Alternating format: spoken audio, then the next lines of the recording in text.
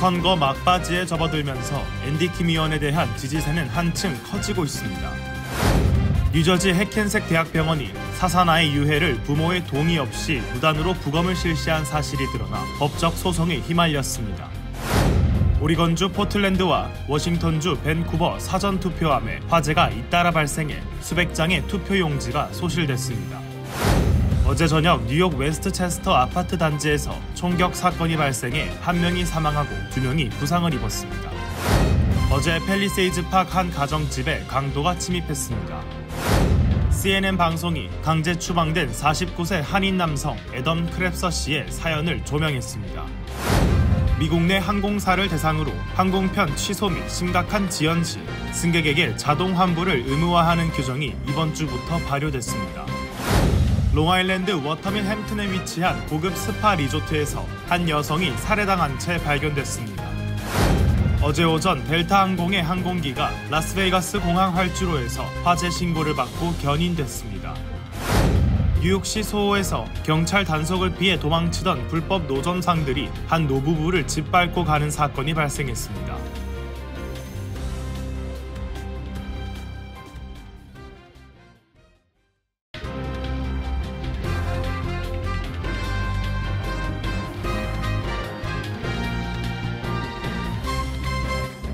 안녕하십니까. KBTV 뉴스 9 이차원입니다. 뉴저지 본선거가 일주일 앞으로 다가왔습니다. 선거 막바지에 접어들면서 한인 사회 최초로 연방 상원 입성을 노리는 앤디 킴 의원에 대한 지지세는 한층 커지고 있습니다. 큰 이변이 없는 한 앤디 킴 의원의 당선은 유력한다는 분석입니다. 지지율뿐만 아니라 인지도에서도 상대 후보를 압도하고 있습니다. 전장 기자가 전해드립니다. 여론조사기관 사이그널이 실시한 조사 결과에 따르면 뉴저지 연방 상원의원 결선에 민주당 후보로 출마한 김 의원은 지지율 51%로 경쟁자인 바쇼 공화당 후보의 32%보다 19%포인트나 앞섰습니다. 이번 여론조사를 수행한 사이그널은 공화당 성향으로 분류되는 점을 감안하면 이번 결과는 김 의원에게 매우 긍정적인 평가입니다. 또 김 의원에 대한 긍정 의견은 40.1%로 부정 의견 16.1%보다 월등히 높았습니다. 반면 바쇼 후보는 긍정 12%, 부정 12%로 김 의원과 비교했을 때 긍정 평가 비율이 훨씬 낮았습니다. 이 같은 수치는 후보 인지도에서 김 의원이 바쇼 후보를 압도하고 있음을 보여주는 지표이기도 합니다. 이대로라면 큰 이변이 없는 한 일주일 앞으로 다가온 뉴저지 연방상원 선거에서 김 의원이 미주 한인 최초의 연방상원의원 당선이라는 새 역사를 쓸 것이 확실시 되고 있습니다. 선거 막바지에 접어들면서 김 의원에 대한 지지세는 한층 커지고 있습니다. 특히 그동안 같은 민주당이지만 김 의원과 불편한 관계로 묘사되어 왔던 필 머피 뉴저지 주지사가 결국 지난 26일 김 의원에 대한 공개 지지를 선언했습니다. KBTV 뉴스 전상입니다. 뉴저지 해켄색 대학병원이 사사나의 유해를 부모의 동의 없이 무단으로 부검을 실시한 사실이 드러나 법적 소송에 휘말렸습니다. 소송을 제기한 사사나의 모찌는 유해에 대한 부검에 동의한 적이 없다며 이로 인해 자신을 포함한 가족들이 정신적인 스트레스를 받았다고 주장했습니다. 길러미 기자가 전해드립니다. 법원에 제출된 서류에 따르면 현재 34세인 이 여성은 지난 2022년 의료진으로부터 태아가 선천적 질환을 갖고 있으며 태어난다 해도 살아남을 수 없을 것이라는 이야기를 전해들은 후 2022년 9월 28일 유도분만을 통해 사사나를 출산했습니다. 소장에 따르면 사사나를 출산한 여성과 남편은 유대교인이며 이들은 종교적 신념에 더해 아들의 사망 원인을 이미 의료진으로부터 확인했기 때문에 부검을 거부한 것으로 전해집니다. 하지만 몇 개월 뒤 의료진들이 보호자 동의 없이 일방적인 부검을 진행했다고 지적했습니다. 소장에 따르면 해당 여성은 아기의 유해에 대한 기본적인 검사만을 허용하는 동의서에 서명했으며 전체 부검에 대한 동의는 없었기에 4주 내로 유해는 처리될 것이라고 믿었습니다. 하지만 그녀는 2023년 7월 우연히 병원이 자신의 동의 없이 사사나에 대한 부검을 실시한 사실을 알게 되었습니다. 이후 진행한 조사 결과 사사나 유해가 작아 수개월 동안 영안실에서 유해를 분실했던 것으로 드러났으며 2023년 2월에야 유해 처리에 돌입했습니다. 원고는 병원의 과실과 이로 인해 환자의 정신적 고통을 유발했다고 주장하며 병원이 아이의 유해를 적절하게 보관 및 처리하지 못하고 그녀의 종교적, 개인적인 바람과 믿음을 모두 저버렸다고 지적했습니다. KBTV 뉴스 길련민입니다. 오레곤주 폴란드와 워싱턴주 밴쿠버 사전 투표함에 화재가 잇따라 발생해 수백 장의 투표용지가 소실됐습니다. 경찰은 방화가 의심되는 두 사건이 3주 전 밴쿠버의 다른 투표함 근처에서 의심스러운 장치가 발견된 것과 연관이 있다고 보고 FBI와 함께 수사에 나섰습니다. 전상 기자입니다. 워싱턴주 밴쿠버 외곽에서 어제 오전 4시쯤 투표함에 화재가 발생했습니다. 밴쿠버 경찰은 성명을 통해 투표함 옆에서 불이 붙은 의심스러운 장치를 발견했으며 폭발물 처리 당국이 안전하게 해당 장치를 수거했다고 언론이 보도했습니다. 선거 당국에 따르면 이 화재로 수백 장의 투표용지가 소실된 것으로 보이며 공식적인 숫자는 아직 집계되지 않았습니다. 당국은 지난 26일 오전 11시부터 사고 전까지 투표용지를 투표함에 넣은 유권자는 선거 당국에 연락해 투표용지를 새로 받아달라고 요청했습니다. 또 오늘 오전 3시쯤 오리건주 포틀랜드 멀티노마 선거관리위원회 외부에 있는 투표함에 방화장치가 원인으로 추정되는 화재가 발생했습니다. 포틀랜드 경찰에 따르면 투표용지 3장이 손실됐을 뿐 나머지 409장의 투표용지는 투표함 내부의 소화장치 덕분에 손상되지 않았습니다. 선거당국은 투표지 봉투의 고유 식별 번호를 통해 3명의 유권자를 확인해 대체 투표지를 나눠줄 예정입니다. 라본 그리핀 발레이드 오리건 주무장관은 투표함에 대한 공격은 민주주의에 대한 공격이며 절대 용납할 수 없는 행동이라고 밝혔고 스티브 홉스 워싱턴 주무장관은 민주적 절차를 훼손하려는 위협이나 폭력 행위를 용납하지 않겠다며 유권자들에게 정부 사이트를 방문해 자신의 투표용지가 잘 접수됐는지 확인하라고 요청했습니다. 경찰은 방화가 의심되는 두 사건이 3주 전 밴쿠버의 다른 투표함 근처에서 의심스러운 장치가 발견된 것과 연관이 있다고 보고 FBI와 병행 수사 중입니다. KBTV 뉴스 전상입니다. 어제 저녁 뉴욕 웨스체스터 아파트 단지에서 총격 사건이 발생해 1명이 사망하고 2명이 부상을 입었습니다. 이번 사건으로 주민들의 실내 대피 명령이 내려지고 인근 학교가 모두 폐쇄됐습니다. 오늘 오전 총격 사건 용의자가 체포됐습니다. 길러민 기자가 전해드립니다. 오늘 오전 뉴욕 웨체스터 아파트 단지에서 총격 사건을 벌인 용의자가 경찰에 체포됐습니다. 28일 월요일 저녁 발생한 총격 사건으로 인해 오늘 인근 학교들이 폐쇄 조치됐고 주민들에게는 실내 대피 명령이 내려졌습니다. 40세 남성 용의자의 신원은 페르난도 지메네스로 밝혀졌으며 그는 지난 28일 저녁 11시 30분경 소머스 루트 6에 위치한 크로스로드 플라자 뒤편에 있는 아파트에서 여성 1명과 2명의 미성년자를 향해 총격을 가한 혐의를 받고 있습니다. 또한 웨체스터 내 푸트남 밸리 디스트릭 학교가 오늘 하루 일제히 폐쇄됐습니다. 지메네스는 오늘 오전 11시경 체포되었습니다. 총격으로 인한 피해자들은 해당 아파트 단지 내 거주지에서 발견되었으며 피해자 중 2명은 웨스트체스터 메디컬 센터로 세 번째 피해자는 뉴욕 프레즈비테리언 허드슨 밸리 병원으로 긴급 이송됐습니다. 피해자 가운데 1명은 끝내 숨졌으며 3명의 피해자 가운데 사망자가 성인 여성인지 미성년자인지는 아직까지 밝혀지지 않았습니다. 용의자가 왜 총격 사건을 벌였는지 구체적인 범행 동기는 아직까지 밝혀지지 않았으며 현재 뉴욕주 경찰이 수사를 이어가고 있습니다. KBTV 뉴스 길레맨입니다. 어제 저녁 8시경 팰리세이드 파크의 한 가정집에 강도가 창문을 깨고 침입해 집주인을 깨웠습니다.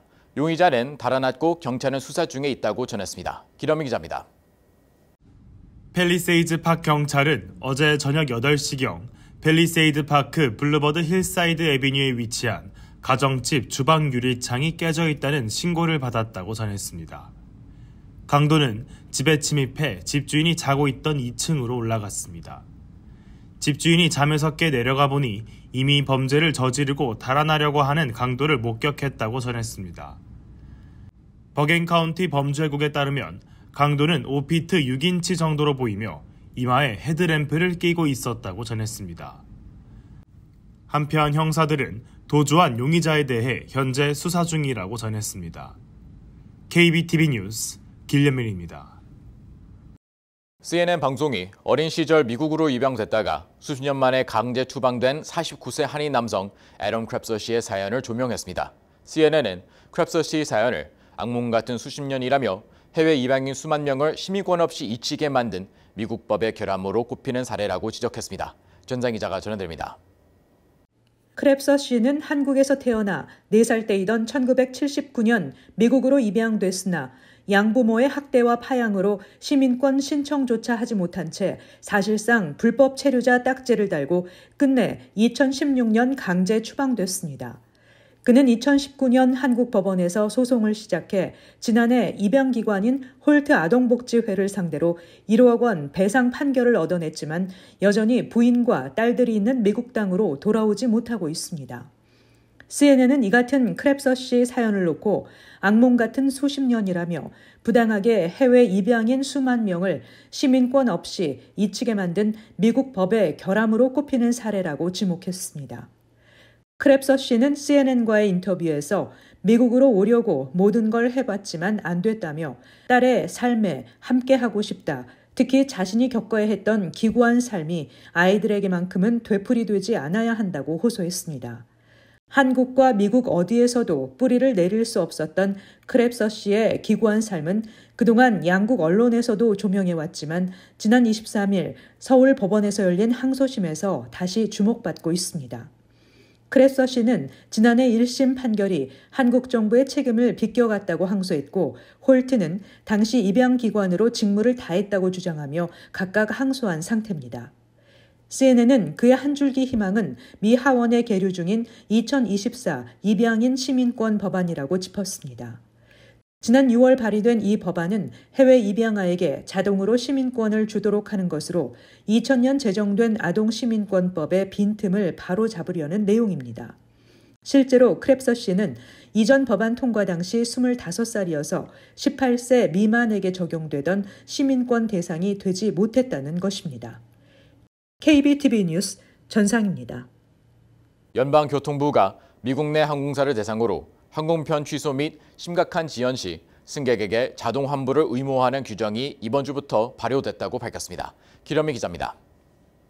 미국 내 항공사들은 이제 항공편이 취소되거나 심각한 지연 사태가 발생할 경우 승객들이 직접 환불을 요청하지 않더라도 자동으로 현금 환불을 제공해야 합니다. 연방교통국은 월요일을 기점으로 미국 내 항공사들은 항공편 취소 및 심각한 지연이 발생했을 경우 바우처가 아닌 현금 환불을 진행하도록 하는 규정이 발효됐다고 밝혔습니다. 이 같은 환불 규정 변경은 추수감사절 및 크리스마스 연휴를 맞은 여행 성수기를 앞두고 실행에 들어갔습니다. 피트 부티지지 교통부 장관은 소셜미디어 X를 통해 이번 규정 발효를 밝히며 자동 환불 규정이 전면 시행됐다며 승객들은 항공사가 환불할 의무가 있을 때 불편 없이 현금으로 환불받을 권리가 있다고 전했습니다. 새 규정에 따르면 승객이 예약한 항공편이 취소됐거나 심각한 변경이 발생했고 승객이 해당 변경 조건을 원치 않거나 대체 항공편 및 보상을 원치 않을 경우 항공사는 의무로 자동 현금 환불을 진행해야 합니다. 교통부는 새롭게 시행되는 규정에 따라 승객이 신용카드로 결제한 경우 7영업일 내에 다른 결제 수단을 이용한 경우 20일 내로 환불해야 한다고 밝혔습니다. 해당 규정에 대해 항공업계의 반발이 만만치 않았지만 연방교통부는 승객이 환불받을 권리가 있는 경우 명확한 규정이 필요하다며 강경한 입장을 보여왔습니다. 항공사협회는 성명을 통해 이번 주부터 발효된 자동 환불 규정을 지지한다며 재예약을 원하지 않는 고객에게 환불을 제공하게 돼 기쁘다고 밝혔습니다. KBTV 뉴스 길레민입니다. 롱아일랜드 워터밀 햄튼에 위치한 고급 스파 리조트에서 한 여성이 살해당한 채 발견됐습니다. 기러미 기자입니다. 경찰 당국은 숨진 여성은 브루클린 출신의 33세 사비나 로사즈이며 시신은 13개의 방 중 한 곳에서 발견됐고 폭행의 흔적을 발견했다고 전했습니다. 사우스햄튼 타운 경찰은 어제 오후 사망자 신고를 받고 몽탁 애비뉴에 있는 쇼스 기반 하우스로 출동했습니다. 쇼스 기반 하우스는 하룻밤 $5,000에 육박하는 숙박비의 프라이빗 럭셔리 웰니스 리조트이며 요가, 명상, 운동, 스킨케어 등과 같은 여러 프로그램을 기본 제공한다고 전했습니다. 현재 경찰은 수사 중에 있으며 이 사건에 대해 정보가 있는 사람은 서포 카운티 경찰에 제보 바란다고 전했습니다. KBTV 뉴스 길려민입니다. 어제 오전 델타 항공의 한 항공기가 라스베이거스 공항 활주로에서 화재 신고를 받고 결인됐습니다. 이로 인해 출발이 몇 시간 동안 지연됐지만 다행히 부상자는 발생하지 않았습니다. 기러미 기자입니다. 델타 항공의 한 여객기가 라스베이거스에서 이륙을 준비하던 중 엔진에서 연기가 피어올라 이륙을 중단해야 했습니다. 델타 항공 DL777편은 월요일 아침 해리 리드 국제공항에서 출발 예정이었으나 엔진 문제로 인해 이륙이 거부되면서 출발이 몇 시간 동안 지연되었습니다. 이 항공기에는 261명의 승객과 9명의 승무원이 탑승해 있었지만 다행히 부상자는 발생하지 않았습니다. X 사용자 스콧 맥케인이 촬영한 영상에는 여러 대의 소방차가 뒤따르고 있는 항공기가 활주로에서 견인되는 모습이 담겨 있습니다. 델타 측은 비상구조대가 활주로에서 항공기를 점검한 결과 연료가 엔진에서 설계대로 점화되어 나왔음을 확인했다고 전했습니다. 또한 항공기는 점검 및 유지 보수를 받을 예정이라고 밝혔습니다. 항공사는 승객들이 목적지에 도착할 수 있도록 재배치 작업을 진행했고 결과적으로 항공기는 화요일 오전 3시 23분에 애틀란타에 도착할 수 있었습니다. KBTV 뉴스 길려민입니다. 뉴욕 소호에서 경찰 단속을 피해 도망치던 불법 노점상들이 한 노부부를 짓밟고 가는 사건이 발생했습니다. 부부는 중상을 입고 병원에서 치료 중입니다. 기러미 기자가 전해드립니다. 뉴욕시 소호에서 불법 노점상들이 경찰로부터 도망치던 중 지나가던 노부부를 짓밟는 사건이 발생했습니다. 로잘린 렌즈먼은 남편 마르티와 함께 지하철로 가던 중 노점상들에 의해 쓰러졌습니다. 75세 생일을 맞은 렌즈먼은 45년 결혼 생활을 해온 남편과 캐널 스트릿을 걷고 있었습니다. 그녀는 인도에 머리를 부딪혔고 경찰은 그녀 위로 3사람이 지나갔다고 밝혔습니다. 그녀는 사고 후 기억이 없고 쇄골과 갈비뼈가 부러져 4일간 병원에 입원했습니다. 감시 카메라에는 남편이 그녀에게 다가가려고 기어가는 모습이 포착되었습니다. 그녀는 남편이 저를 부르러 갔고 그는 제가 죽은 줄 알았습니다라고 말했습니다. 의사들은 그녀의 회복에 4에서 6개월이 걸릴 것이라고 전했습니다. NYPD는 라파예트 거리에서 불법 노점상들에 대한 단속을 하고 있었고 이 때문에 용의자들이 도망친 것으로 보입니다.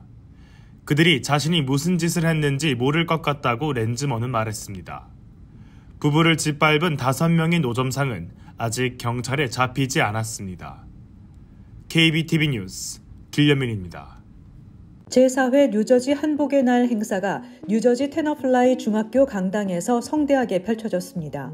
뉴저지를 중심으로 결성된 청년단체인 AAYC가 주최한 이날 행사에는 관객, 모델, 주최 측 주요 인사 등 300여 명이 참석해 성황을 이뤘습니다. 한복의 날을 기념해 흥겨운 국악 공연도 펼쳐졌습니다. 한복의 날 기념 행사는 지난 2021년 뉴저지주가 미국에서 처음으로 한복의 날을 지정하면서 마련됐습니다. 재외동포협력센터는 2024 재외동포 청소년 대학생 겨울 모국 연수 참가자를 모집한다고 밝혔습니다. 15세에서 18세 청소년 250명은 내년 1월 13일에서 19일, 18세에서 25세 대학생, 대학원생 200명은 내년 1월 14일에서 20일 연수를 시행합니다. 18세 예비대학생은 둘 중 원하는 연수를 택할 수 있습니다. 참가자들은 역사 문화체험, 서울 지방 탐방, 리더십 교육 등을 받고 한국 청년과의 네트워킹에도 참여합니다. 참가비는 무료이며 항공료도 일부 제공됩니다. 참가 희망자는 다음 달 11일까지 코리안넷으로 신청하면 관할 공간이 최종 추천합니다. 론 킴 의원이 Acupuncture of America Independent Practice Association과 협력해 뉴욕 주민을 위한 침술 법안을 발표했습니다. 이 법안은 주의 보험법을 개정해 침술이 필수 건강 혜택으로 인정되고 주의 Affordable Care Act 플랜에서 보장되도록 합니다. 침술은 현재 뉴욕에서 필수 건강 혜택으로 나열돼 있지 않으며 뉴욕의 기본 건강 계획에 포함되지 않았습니다. 이로 인해 많은 뉴욕 주민이 침술 치료를 받지 못하고 있습니다. 법안은 침술을 필수적인 건강 혜택으로 포함해 더 많은 뉴욕 주민이 침술 치료를 공정하게 받을 수 있도록 한다는 내용입니다. 침술은 현재 다른 치료법에 비해 비용 효율적인 대안으로 만성 질환이 있는 환자에게 영구적인 개선을 가져오는 경우가 많은 것으로 나타났습니다. 앨런 박 의원이 발의한 한미동맹 71주년 기념 결의안이 하원 본회의에서 만장일치로 통과됐습니다. 지난해 70주년 기념 결의안에 이어 올해에도 한미 동맹 강화에 대한 결의안이 통과됨으로써 앞으로 뉴저지 주의회에서 한인 관련 법안 추진에 더 동력을 얻게 됐습니다. 박 의원은 김치의 날 뉴저지 기념일 제정, 음력설 뉴저지 기념일 제정, 베트남 참전 한국 군인 명예 결의안 등 많은 한국 관련 결의안을 발의해 통과시킨 바 있습니다. 인공지능 AI 기반 이볼브 테크놀로지 무기 스캐너가 7월 중순부터 8월까지 30일 동안 일평균 91번의 알람을 울렸음에도 무용지물이었다는 논란에 휩싸였습니다.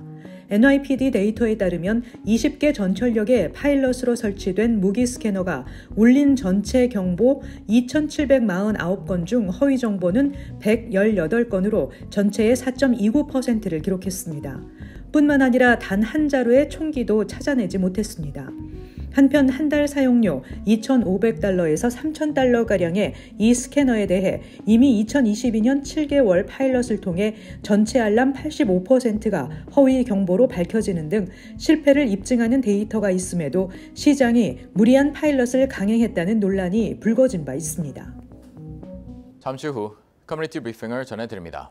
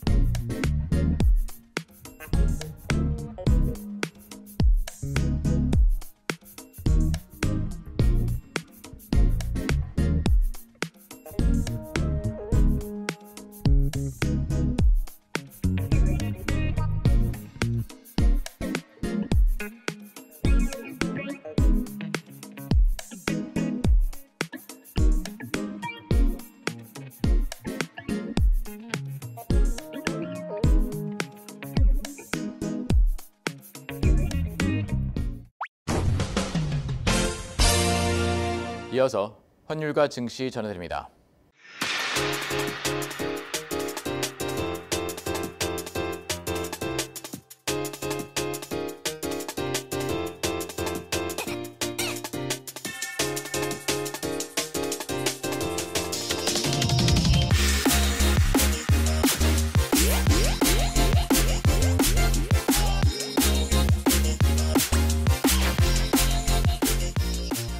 잠시 후 뉴욕과 뉴저지 날씨 전해드립니다.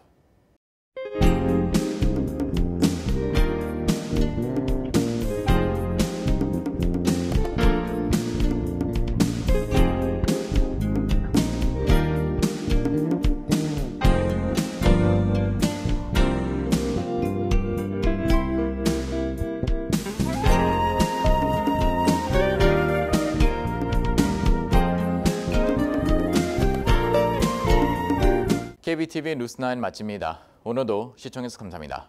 편안한 밤 보내시 바랍니다.